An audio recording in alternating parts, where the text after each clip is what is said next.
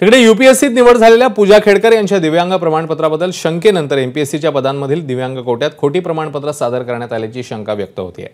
2022 मध्ये झालेल्या महाराष्ट्र लोकसेवा आयोगाच्या परीक्षेतील दिव्यांग कोट्यातून निवड झालेल्या 10 पैकी 9 उमेदवारांची प्रमाणपत्र संशयाच्या भोवऱ्यात सापडली आहेत। या सर्व उमेदवारांची शारीरिक तपासणी करण्याचे आदेश मॅटने एमपीएससीला दिले। या सर्व उमेदवारांच्या आजपासून पुढचे 2 दिवस नव्याने शारीरिक चाचण्या होणार आहेत। मुंबई, ठाणे, नाशिक, अकोला, लातूर या ठिकाणी फेरपडताळणी केली जाते। तपासणीचा अहवाल आरोग्य सेवा आयुक्तालयात आणि महाराष्ट्र लोकसेवा आयोगाला सादर केला जाणार आहे।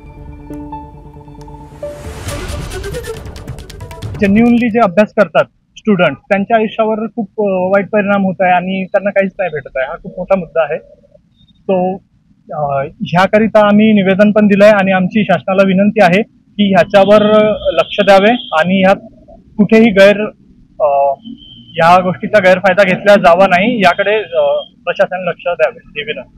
पूजा खेडकर प्रकरणात अगोदरच बदनाम झालेला महाराष्ट्र लोकसेवा आयोगाच्या प्रकरणामध्ये बदनाम होता कामा नये, याची गंभीर दखल महाराष्ट्र लोकसेवा आयोग आणि महाराष्ट्र सरकारने घ्यावी अशी मी सरकार म्हणूनच सरकारला विनंती करतोय।